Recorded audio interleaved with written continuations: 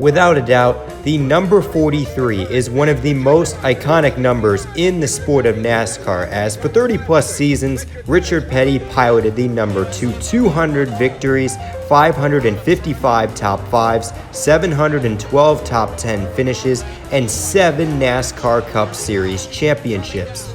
So after hearing that, I'm sure you guys are wondering, how on earth is the 43 a misfortunate legacy? When you take a look at more recent times, however, you see a completely different tale of performance on the racetrack, as over the past 3 decades, the 43 team has become one of the biggest lolcows in the NASCAR Cup Series garage, and has seen some pain and misfortune doom the iconic Petty colors. So let's get started. It's NRF or nothing. So in order to look at the full picture, we have to start with Richard Petty's final years. So picture this, the year is 1984. It is the 4th of July on the sandy beaches of Daytona, and the sitting United States President for the first time ever is in attendance for a NASCAR stock car event. On the speedway, meanwhile, Richard Petty is able to win his 200th career NASCAR Cup Series race, holding off Harry Gant and Cale Yarborough for the win. It was hard to believe at the time, but this race would be the final time the King reached victory lane in the NASCAR Cup Series, as his career went on a downward spiral over the next few seasons. The performance for the 43 declined so much that Richard Petty failed to finish in the top 20 in points for 5 straight seasons. Certainly not the way to go out for an icon. So heading into the 1993 season, the number 43 was renumbered to the number 44 after Richard Petty retired, and a 40-year-old by the name of Rick Wilson took over. You've probably never heard that name, mainly because he didn't do anything in that race car. And after a mediocre campaign that saw him earn only 1 top 10 finish, that ride was split between Wally Dallenbach and John Andretti during the 1994 season. In addition to the driver changes, the team decided to resurrect the number 43 after a year's absence and reunite with primary sponsor STP. On a side note, it had been 11 seasons since Petty Enterprises last won a race, as the last win came with Richard Petty in 1983. For those of you confused, Richard Petty's 200th win was with a team known as Curb Racing, as he left Petty Enterprises the year prior. Despite the number change, the team's performance was still fairly mediocre, as the 2 drivers combined to score only 1 top 5 and 3 top 10 finishes. At season's end, both drivers moved on to other race teams. So for the 1995 season, Bobby Hamilton left the Felix Sabates number 40 to join the iconic 43 team, and his tenure in that ride was fairly successful. In 3 seasons behind the wheel, he earned 12 top 5s, 29 top 10 finishes, and he scored 3 top 20 points finishes, with his 1996 campaign finishing a high 9th place in the final standings. In addition, Hamilton was able to win 2 races for the team, winning at Phoenix in 1996 and Rockingham in 1997.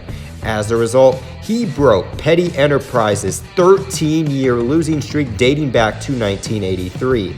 While I've never seen him race, Hamilton was a fairly consistent driver for Petty Enterprises, and he certainly helped the 43 dig out of the pit of misery known as the last decade, as he was definitely one of the greatest 43 drivers in the misfortunate tenure.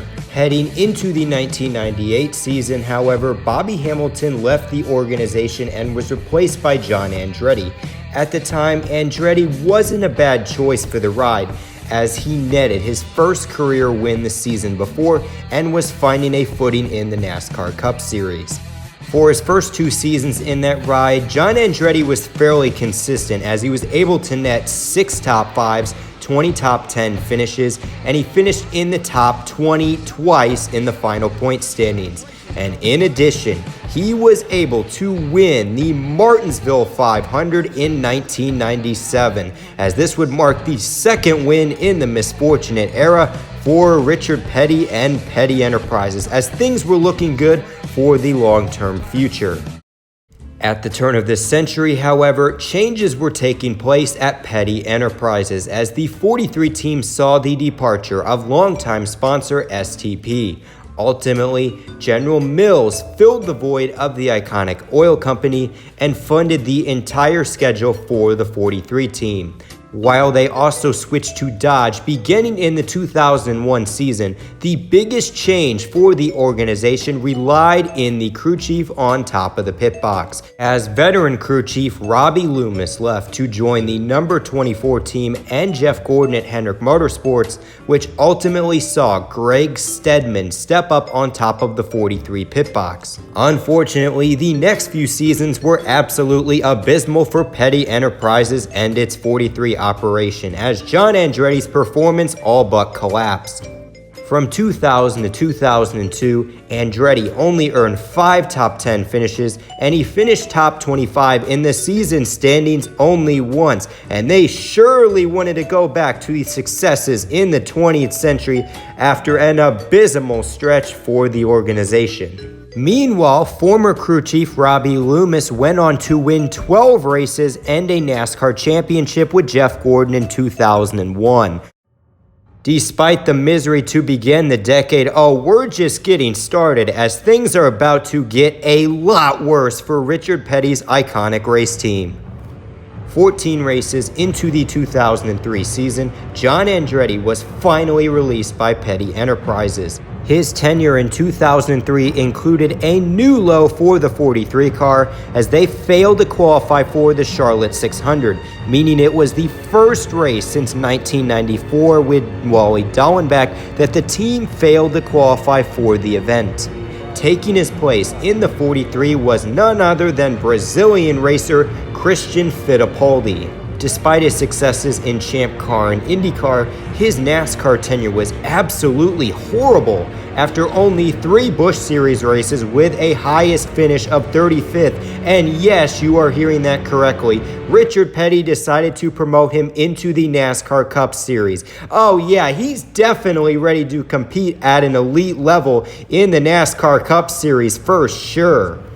To absolutely no one's surprise, Fittipaldi's tenure driving for Petty Enterprises in NASCAR was an absolute disaster, as his best career finish was a 24th place result at Pocono. In addition to 0 career lead lap finishes, Fittipaldi failed to qualify for 3 races, including Indianapolis with the 43 team.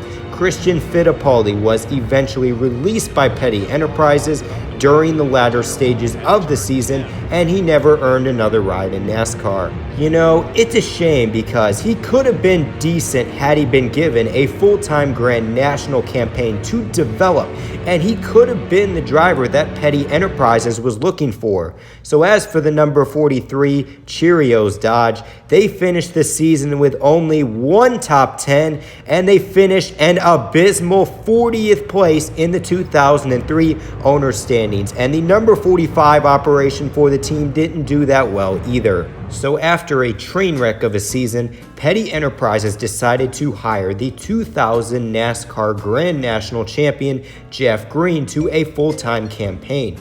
Now, while he struggled at RCR and DEI, this was a great driver choice for the 43 team, especially after the abysmal 2003 campaign the team was recovering from. And obviously, you had Christian Fittipaldi, an inexperienced driver behind the wheel, with Jeff Green. He knows how to drive a race car, and that's surely going to help them in the long run to rebuild and hopefully get back on top. Despite improving in the owner standings, Jeff Green and the 43 team continued to struggle from 2004 to 2005.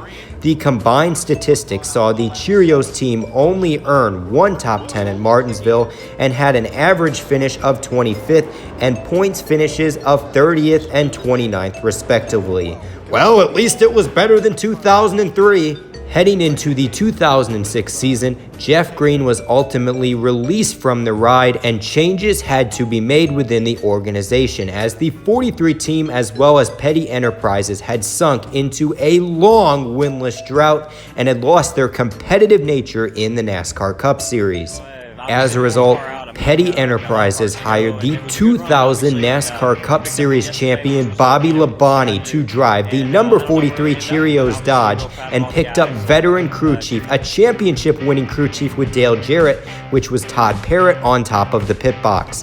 In addition, Robbie Loomis returned to the race team as the vice president of racing operations. Finally, this was the combination for success for the 43 team. For once, Petty Enterprises had a veteran presence, a veteran build around the organization, and they certainly had high expectations entering the new season in Daytona. All those years in the Interstate Batteries ride for Joe Gibbs. Bobby making the move to Petty Enterprises. Talked to Bobby on Thursday, very excited about this opportunity, and I saw Kyle Petty at a charity golf tournament on Friday, and he said, we expect this team to win this year. Win they would not, but the 43 improved greatly on the speed charts in addition to the on-track performance, as well as the 2006 season saw Bobby Labonte net the team 3 top 5s, 8 top 10 finishes, and finished a respectable 21st place points finish after 36 races. While those statistics aren't too impressive, just remember the 43 only netted 1 top 5 and 6 top 10 since the turn of the century. It truly shows how much of a dumpster fire Petty Enterprises was from the start of the decade, but at least things were starting to turn around. As the 2006 campaign, it was a solid stepping stone season for Bobby Labonte and company, and before you know it, the 43 will become relevant again, and they will rekindle the success they found with Richard Petty. Unfortunately, Todd Parrott left at season's end, and the younger Labonte was paired with Paul Andrews and Jeff Mendering in the 2007 and 2008 campaigns. In those combined seasons, Bobby Labonte only earned 5 top 10 finishes, led only 21 laps, and finished a mediocre 18th and 21st place in the driver's standings.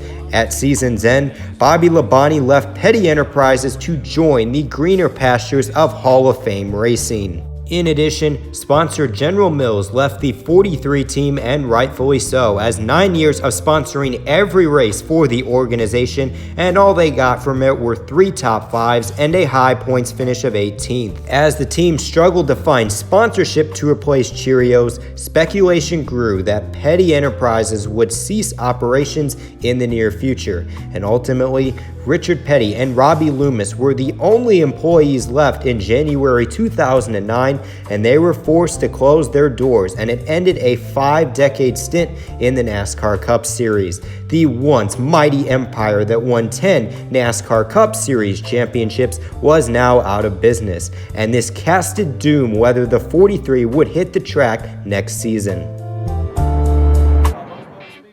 With that said, however, the iconic number lived on as Richard Petty merged his operation with Evernham Motorsports, a team that was struggling to turn Casey Kane into a NASCAR superstar. The combined race team would be known as Richard Petty Motorsports, and Reed Sorensen would carry on the legacy of the 43. Despite struggling at Chip Ganassi, Sorensen was a fairly successful driver, scoring 4 career wins in the Grand National Series. The new fresh start would help this newly formed race team, as well as the driver behind the wheel. Despite the fresh start and the new sense of identity, the new 43 team was exactly like the old iteration, and they were absolutely horrendous, and Reed Sorensen struggled all season long. Through 36 races, he only netted 1 top 10 finish and barely earned a top 30 points finish. As a result, the driver from Peachtree City, Georgia was released from the ride and replaced with AJ Allmendinger, as he moved from the team's 44 car to pilot the iconic 43. For the next 2 seasons, AJ Allmendinger's Best Buy team became the best team within the organization, as the 43 was finding life once again, and the newly merged race team was gaining momentum with new manufacturer Ford. He was able to earn an impressive 3 top 5s, 18 top 10 finishes, and earned back-to-back top 20 points finishes, finishing 15th during the 2011 campaign. Seeing how Richard Petty Motorsports is now focused on the quality within in the race teams instead of the quantity, things could be looking great for the distant future. Despite these small stepping stones to success, AJ Allmendinger moved on to the greener pastures of Team Penske, and sponsor Best Buy departed to join Roush Fenway Racing's number 17 entry. Richard Petty was once again on the market for a new driver for the 43 and was hoping to find a skilled talent to break the numbers losing streak of 11 seasons. The successor would be none other than Aric Almirola, who was coming off a consistent campaign with Junior Motorsports. In addition, new sponsor Smithfield would invest money into NASCAR, and they joined the race team as a primary sponsor. The future was as bright as Petty Blue, and the 43 would rekindle its former glory in the upcoming future. During the first two seasons, the 43 was fairly mediocre on the racetrack, as Almirola only netted 2 top 5s and 10 top 10 finishes. The only bright spot during the time frame was Aric Almirola's impressive outing during the Fall Kansas race. Crew chief by a returning Todd Parrott, the Farmland 43 was able to lead 69 laps on the day and had a fast race car for sure. With that said, however, a pair of blown right front tires ended the promising day and once again extended the misery for the 43. It's such a disappointment because this was the best that a Petty number 43 has looked in decades, and it is such a shame that they couldn't have the finish to show for it. Unfortunately, we have to add more insult to injury as former sponsor Best Buy won the first race they were away from the 43 team, the 2012 Daytona 500 with Matt Kenseth. Meanwhile, the number 43 has still yet to visit victory lane in the 21st century in the NASCAR Cup Series. If you're still a diehard 43 fan at this point, man, you are loyal, because going 14 years without a win, eventually I would lose hope. I would admit it. You guys are truly some of the most passionate fans in the NASCAR Cup Series. Entering the 2014 Firecracker 400 in Daytona, the weekend marked 30 years since Richard Petty's famed 200th win in the NASCAR Cup Series. For the 43 team, they were hoping history would repeat itself as Aric Almirola was placed 23rd in the driver's standings entering the weekend. Under the new win in your in system, it meant any team could qualify for the chase depending on if they finished top 30 in the point standings, and it would certainly be a game changer for this team and for this 43 car that hasn't won a race since the 20th century. So as we hit the pavement in Daytona, look at this! Aric Almirola has taken the U.S. Air Force machine to the lead. The 43 has paced the field for 47 laps and has the point position as the rain falls on the World Center of Racing. Knowing this race team, however, the race will probably resume and Aric Almirola will lose this race. It's all but a given. Finally, we get a huge thunderstorm, and NASCAR says we are done today. Almirola gets the win. Oh my goodness, the streak is over. The 43 team won a NASCAR Cup Series race. All right. And on the 30th anniversary of the King's 200th win, all is right in the world. 14 years of pain and misery are over. No longer is this the factory of sadness, and the spotlight is shining bright over the 43. This win ultimately clinched a chase berth, which was a first for the 43 and Richard Petty. Almirola went on to get eliminated in the round of 16, and he scored 2 top 5s and 7 top 10 finishes along the way. While the performance was still off a bit, this was a solid stepping stone season for the organization. The future is bright as Aric Almirola and Smithfield should have another solid season in 2015. Despite missing the chase, the 2015 season was a massive improvement for the 43 team as speed and consistency were building for Aric Almirola and company. His statistics saw him earn 3 top 5s, 6 top 10 finishes, and most importantly, his average finish improved from 21st to an average 18th place on a weekly basis. finally, the team was gaining momentum. They were moving the chains towards success. And before you know it, Aric Almirola is going to be a championship contender, and the 43 will be running up front in no time.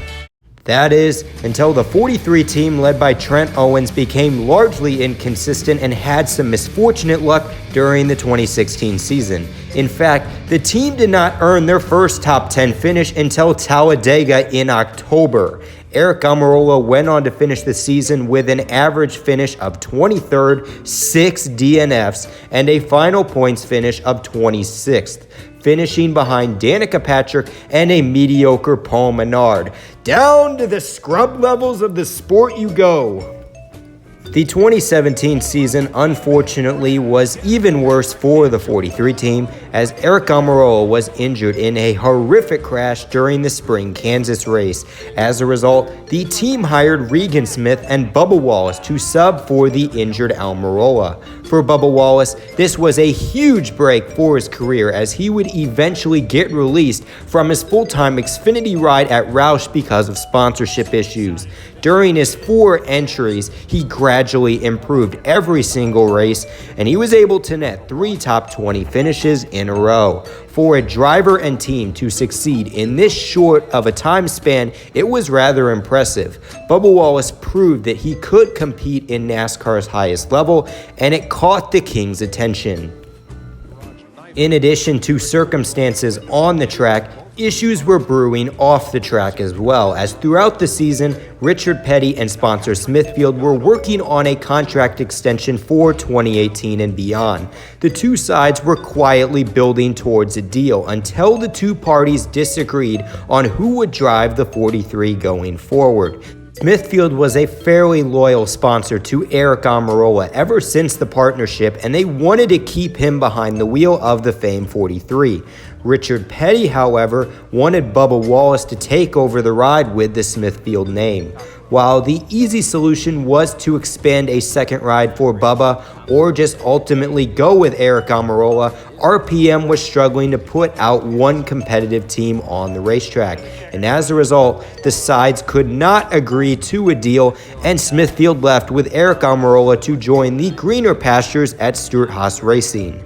A few weeks later, Bubba Wallace was named the next driver of the 43 and would compete for Rookie of the Year in 2018. In addition, RPM later embraced the rebuild and decided to switch manufacturers from Ford to Chevrolet for the upcoming season.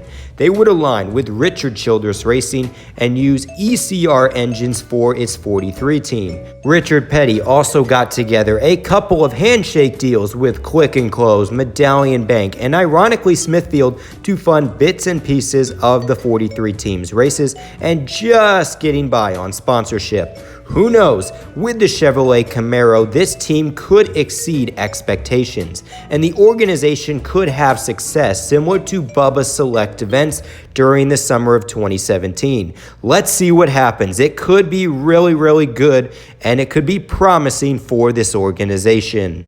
During the Great American Race, Bubba Wallace would impress, driving the number 43 Click and Close Chevrolet Camaro as he finished an impressive second place to Austin Dillon. With the finish, he became the highest finishing African-American driver in the Daytona 500 and had some momentum heading into Atlanta. Things were looking great for the team, and the King had a huge smile on his face to start the season. Despite the optimism and the momentum heading into Atlanta and the remainder of the season, the 43 team and Bubba Wallace had an atrocious remaining 35 races, thus continuing the factory of sadness. His remaining season statistics saw him earn only 2 more top 10 finishes, an average finish of 25th, and he finished an abysmal 28th place in the driver's standings. Even worse, Aric Almirola and Smithfield went on to have a career year with Tony Stewart as owner and won his second career race and nearly advanced to the championship race in Miami. Meanwhile, unfortunately, Bubba Wallace and the 43 team are just beginning, more than likely, a long and painful rebuild. And they are essentially where Petty Enterprises was back in 2009, a very dark state for the future. As we teleport back to present day, the statistics for the 43 team since 1989 have been absolutely abysmal. Only 6 wins, 36 top 5s, 127 top 10 finishes, and has only finished top 10 in the driver's standings once. While doing research, I would say these circumstances are the reason Richard Petty's 43 never found success and is today one of NASCAR's most misfortunate teams. Obviously, you have Robbie Loomis leaving John Andretti after 1999, switching manufacturers to Dodge in 2001, absolutely rushing Christian Fittipaldi into the NASCAR Cup Series in 2003, Todd Parrott leaving Bobby Labonte and Petty Enterprises in 2006, and finally AJ Allmendinger leaving the 43 team after progress was trending up. I'll also throw in the death of Adam Petty because he was a developing prospect for Petty Enterprises who ultimately never was able to win a race for the organization in the NASCAR Cup Series. It was just a constant sequence of events that killed the momentum for Richard Petty and his number 43 car, and it halted the team's progress into becoming a competitive race team and ultimately striding well into the future.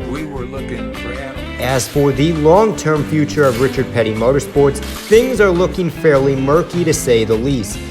As I am recording this on January 25th, the 43 team still has yet to hire a crew chief to replace Drew Blickensderfer, who left to join the 34 team at Front Row Motorsports. Now, while they have an interim crew chief working with Bubba Wallace right now, it is far from the same thing as having a set crew chief in place, and it is going to affect Bubba Wallace and that race team going forward. Not having a crew chief at this point, it is going to put them behind compared to other teams who have had months developing relations to new crew chiefs and getting the cars and setups to where they would like. More than likely, Bubba Wallace and that new crew chief they eventually decide to hire, they are going to have chemistry issues 2 weeks in Daytona because they haven't had an off season to develop and work together, and it is ultimately going to affect them in the long run and as the season progresses. In addition, the funding and sponsorship situation has not improved as Click and Close has left the sport entirely and Smithfield will devote its attention exclusively to Aric Almirola. The 43 currently, as it stands, has an estimated 13 races funded by outside companies such as Worldwide Technology, STP, and the U.S. Air Force, and it leaves 2/3 of the season with a lack of funding. Now, more than likely, Richard Petty can rely on his personal sponsors such as Medallion Bank and Pioneer to fund some of the races, but more than likely they are getting a reduced package to fund these sort of races, as Richard Petty cannot sell the inventory to another company because it just simply isn't valuable. I would say this offseason has shown how much of a dumpster fire this organization is becoming and how one wrong move can completely put them out of business. Unfortunately, they are truly one handshake away from death. My best guesses to fix this organization would be either to promote a veteran driver to the 43 car or to completely merge with Richard Childress Racing. After all, it might be a wise option to garner more knowledge and to truly fix their speed problem and at the very least become a fringe playoff contender. In addition, Richard Petty isn't getting any younger, so it might be time to pass the torch somewhere down the line in order to create some positive momentum for the 43 going forward. With that said, these transactions, these ideas might just end up like every other move over the last 3 decades, an absolute retread. They go back to the factory of sadness after a few seasons of life. It's a shame because I want the 43 to succeed on the racetrack, and it would be great for the sport of NASCAR to see the iconic number become competitive again, to see the history of Richard Petty mixed with a young and talented Bubba Wallace tearing up the NASCAR Cup Series circuit. I would like to not see the number 43 as a legacy ride, but instead a symbol of performance and strength and dominance on the racetrack, just like they were many decades ago. However, At this point, I would just simply enjoy the ride if I were a Petty fan. Enjoy seeing that beautiful Petty Blue 43 on the racetrack and reflect back on the 1960s and 1970s when the King would dominate the series. I would compare their successes to Sears, as they were the #1 retailer in America, much like Richard Petty was the #1 driver in the NASCAR Cup Series garage. Because unfortunately, the only successes you get with the 43 nowadays are from the past, much like its store counterpart, and there might not even be a future down the road. So anyways, this is NRF signing out, and just remember, life's a beach, and then you drive.